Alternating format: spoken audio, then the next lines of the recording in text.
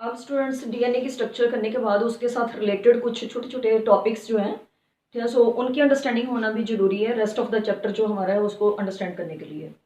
तो क्या है, ठीक है, सो देखो coding strand and template strand, ये बहुत इंपॉर्टेंट है समझना। टेम्पलेट स्ट्रैंड क्या होता है, कोडिंग स्ट्रैंड क्या होता है, इनके दूसरे नेम्स भी हैं। टेम्पलेट को हम लोग एंटी सेंस स्ट्रैंड भी बोलते हैं और कोडिंग स्ट्रैंड को हम लोग सेंस स्ट्रैंड बोलते हैं, ठीक है, और इसको नॉन टेम्पलेट भी बोलते हैं हम लोग। तो ये मैंने जैसे डीएनए डुप्लेक्स बनाया है एक, तो इसमें आप देख रहे हो कि ये एक पॉलीन्यूक्लियोटाइड चेन है, सो जिसका पोलैरिटी 3' एंड 5' इधर है। तो दूसरी जो चेन है इसके ऑपोजिट जो कॉम्प्लीमेंट्री है, क्या है इसके, कि ए के सामने टी है, टी के सामने A, C and G, so Watson and Crick का बेस पेयरिंग रूल बिल्कुल हो रहा है फॉलो। ये हाइड्रोजन बॉन्ड्स है इसके बीच में 5' एंड 3'। तो इनमें अगर ट्रांसक्रिप्शन होगी, ट्रांसक्रिप्शन का मतलब होता है कि डीएनए के ऊपर आरएनए बनेगा, ठीक है। जब आरएनए बनता है, सो डीएनए ये वाला मान लो हम ले लें स्टैंड, तो इसके ऊपर आरएनए बनना है, तो ये 3' है, और आरएनए जब बनेगा तो वो 5' उसका इधर होगा और 3' होगा इधर। हमेशा जो है इसकी जो नई चेन की सिंथेसिस है वो 5' टू 3' डायरेक्शन में ही होती है। तो मैसेंजर आरएनए जो बनेगा, so that will be in the this direction. तो अब सो ए के सामने क्या आएगा यहाँ पे टी, एंड टी के सामने क्या आ जाएगा ए, सी, देन जी आ जाएगा, जी के सामने सी आएगा, देन फिर again T, then so T आएगा यहाँ पे नहीं आएगा। सो थाइमिन जो है, क्या सो वो रिप्लेस होता है, आपको पता है आरएनए में नहीं होता, तो इट इज यूरासिल, ठीक है। तो यहाँ पे सो यूरासिल आएगा, सो ए के सामने यूरासिल, ठीक है। तो टी के सामने अगेन ए, देन अगेन ए, देन ए के सामने अब यहाँ पे क्या आएगा अगेन यू। तो ये याद रखना आपने कि आरएनए में टी नहीं आएगा, दैट इज थाइमिन नहीं होगा, तो यूरासिल होगा उसके अगेंस्ट। तो A will pair with now so U and T will be pairing with A. तो ये कॉम्प्लीमेंटैरिटी अगेन आ गई है। सो देन मैसेंजर आरएनए भी कॉम्प्लीमेंट्री होगा, पर जिस स्ट्रैंड के ऊपर ये मैसेंजर आरएनए बनेगा उसको हम लोग कहते हैं टेम्पलेट स्ट्रैंड।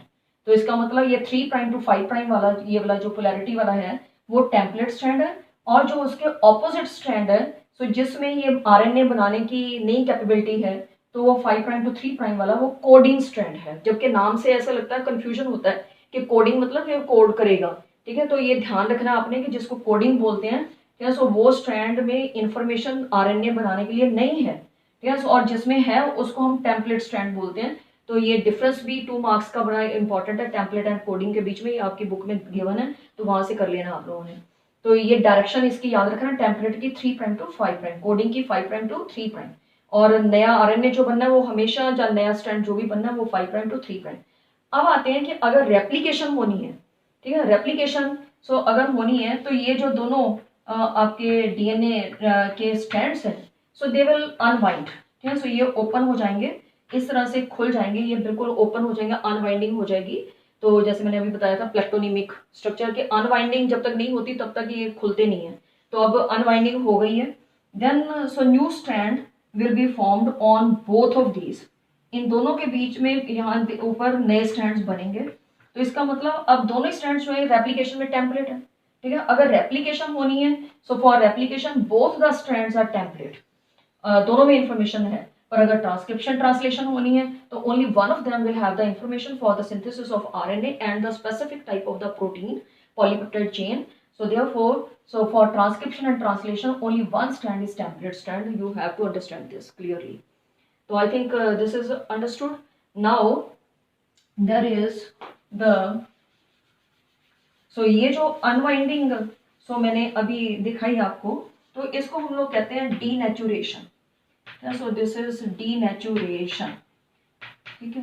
तो ये हाई टेम्परेचर से, ठीक है, हाई टेम्परेचर की वजह से, सो जहाँ it is by the helicase enzyme होता है, हेलिकेज टोपोआइसोमरेज, ठीक है। सो टोपोआइसोमरेज ये एंजाइम्स हैं कुछ, सो ये कंडीशंस हैं सर्टन, सो जिनके वजह से सो दोनों जो डीएनए के स्ट्रैंड हैं उनके बीच में जो हाइड्रोजन बॉन्ड्स हैं वो ब्रेकअप हो जाते हैं, हाइड्रोजन बॉन्ड्स टूट जाते हैं, and then these 2 strands open up, ठीक है। अब अगर रेप्लीकेशन होनी है तो फिर अगर मान लो कि इतना बड़ा हम डीएनए का स्ट्रैंड बनाते हैं, तो ये पूरे का पूरा खुलेगा, ऊपर से लेकर नीचे तक पूरा खुल जाएगा ताकि दोनों के ऊपर नया स्ट्रैंड बन जाए।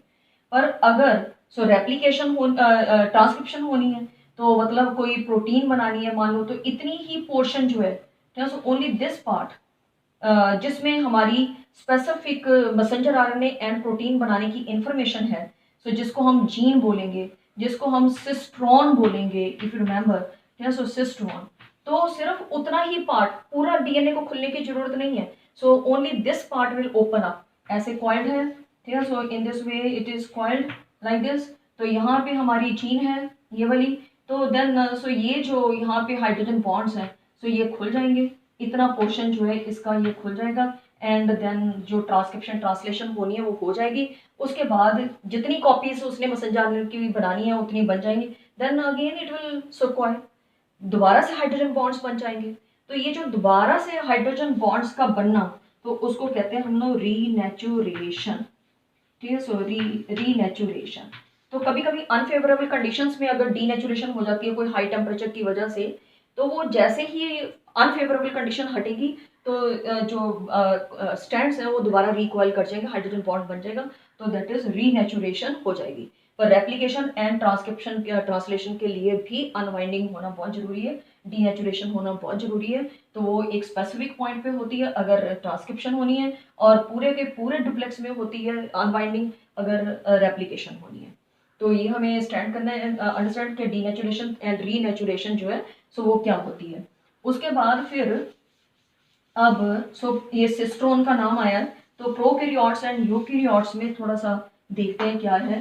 तो सो प्रोकैरियोट्स, ठीक है, सो जो है उनमें अब अगर मान लो कि एक जीन निकाल लेते हैं हम लोग कि ये जीन है, ठीक है। So this is the gene, तो this gene is capable of, ये जो सिस्ट्रॉन है, so this is capable of forming the whole messenger RNA, जो इसका टेम्पलेट स्ट्रैंड है ये ऊपर वाला, ठीक है। सो ये 3 प्राइम 5 प्राइम वाला, तो ये अनवाइंडिंग हो जाएगी इस पोर्शन में, और फिर पूरा डीएनए डुप्लेक्स था उसमें से ये जीन निकाली है हमने, तो ये कोडिंग स्ट्रैंड सेपरेट हो जाएगा, और ये जो टेम्पलेट है उसके ऊपर आरएनए बन जाएगा, इसका 5 प्राइम इधर आ जाएगा और 3 प्राइम कॉम्प्लीमेंट्री बन जाएगा ये आरएनए।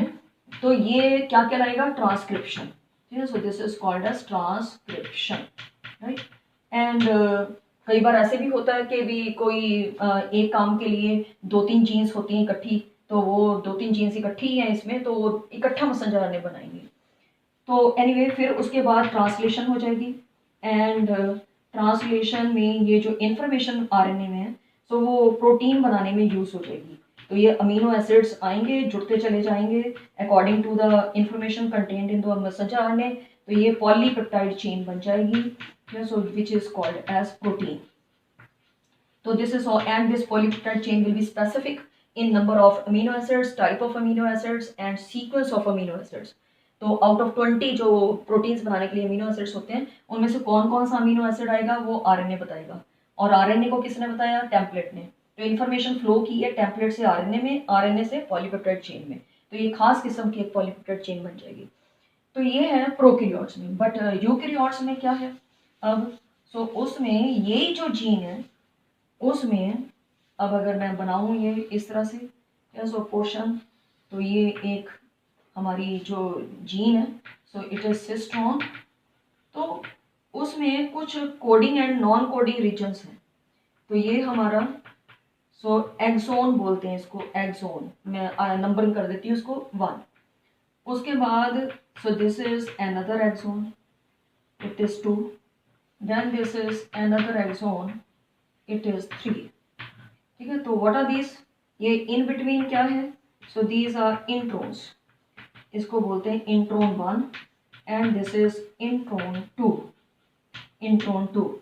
तो इस जीन को आप देख रहे हो कि ये बीच बीच में टूटी हुई है, इसको कहते हैं हम लोग स्प्लिट जीन, ठीक है, इनको स्प्लिट जीन कहा जाता है। और इसमें जो इंफॉर्मेशन वाला हिस्सा है वो सिर्फ एक्सोन है, ये वाले इतने। सो जैसे प्रोकैरियोट में हमने जीन देखा था पूरी एक स्ट्रेच में थी, तो इसमें ऐसा नहीं है, इसमें वो 3 हिस्सों में बढ़ गई है, जिसपे मैसेंजर आरएनए बनना है वो 3 हिस्सों में, 1, 2 and 3। तो ये बीच में क्या है, नॉन कोडिंग रीजन है, तो इसका मतलब एक्सोन क्या है, कोडिंग रीजन है, so it is coding region. Coding कह लो, टेम्पलेट कह लो आप, ठीक है। सो मतलब इसको वो कोडिंग वाला नहीं, टेम्पलेट के ऑपोजिट वाला कोडिंग नहीं बोलना। यहाँ पे कोडिंग का मतलब है कि इसमें इंफॉर्मेशन है, तो आप कह लो कि टेम्पलेट की तरह ये बिहेव कर रहा है इतना पोर्शन, तो ये भी कोडिंग पार्ट है। सो आई मीन इंफॉर्मेशन है इसमें, ये भी कोडिंग पार्ट है। पर ये जो इंट्रोन है ये क्या है, नॉन कोडिंग पार्ट है, मतलब इसमें कोई इंफॉर्मेशन नहीं है पॉलीपेप्टाइड चेन बनाने के लिए, नॉन कोडिंग रीजन, ठीक है। तो ये भी नॉन कोडिंग रीजन है, ठीक है, नॉन कोडिंग रीजन। तो ये मैं बिल्कुल आपको क्लियर कर रही हूँ कि आप वो टेम्पलेट एंड कोडिंग से कंफ्यूज मत करना कि I am using the word coding again here. तो ये कोडिंग, ये वाला कोडिंग स्टैंड नहीं है, ये टेम्पलेट के ही हम उन हिस्सों को क्या सो बोल रहे हैं कोडिंग रीजन्स जिनमें इंफॉर्मेशन है। तो ये जो जीन है उसको तोड़ दिया हमने सेगमेंट्स में, तो coding regions, non coding region, non coding का नाम है इंट्रोन्स, ठीक है जी। अब इसके ऊपर सो जो आरएनए बनेगा तो वो कैसा होगा, ठीक है। इसके ऊपर जो आरएनए बनेगा तो वो इस तरह से होगा, ठीक है। सो यहाँ से लेके यहाँ तक आरएनए बना, इसको हम कहते हैं हेट्रोजीनियस आरएनए, हेट्रोजीनियस आरएनए, क्योंकि ये इंट्रोन्स एंड एक्सोन्स का कॉम्बिनेशन है। तो यहाँ पे इतना पोर्शन एक्सोन है और फिर ये इतना पोर्शन एक्सोन है, इतना पोर्शन एक्सोन है, ठीक है। ये इंट्रोन से बना, ये इंट्रोन से बना है हेट्रोजीनियस आरएनए। तो उसके बाद फिर हमें तो ये इंट्रोन तो चाहिए ही नहीं है, ये तो नॉन कोडिंग पार्ट है, ठीक है। तो ये नहीं चाहिए, हमारी जो स्पेसिफिक टाइप की पॉलीपेप्टाइड चेन बननी है उसके लिए एक्सोन्स ही चाहिए हमें। तो फिर यहाँ पे एंडोन्यूक्लियस एंजाइम होता है, सो एंडोन्यूक्लियस एंजाइम वो इसकी स्प्लाइसिंग कर देता है यहाँ से, ठीक है, इसको तोड़ देता है यहाँ से। सो स्प्लाइसिंग हो गई तो इंट्रोन्स जो है वो निकल जाएंगे बाहर, ठीक है, इंट्रोन्स बाहर हो गए।